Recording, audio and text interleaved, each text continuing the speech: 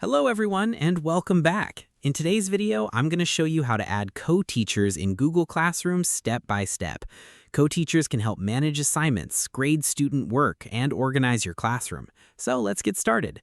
First, open Google Classroom and select the class where you want to add a co-teacher. Next, click on the People tab at the top of the page.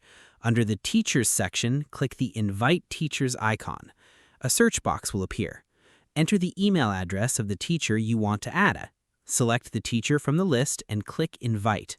Google Classroom will send them an invitation. Once they accept the invitation, they'll appear in the Teachers section. Co-teachers can create assignments, post announcements, and manage class content alongside you. You can add multiple co-teachers if needed. And that's it. You've successfully added a co-teacher in Google Classroom.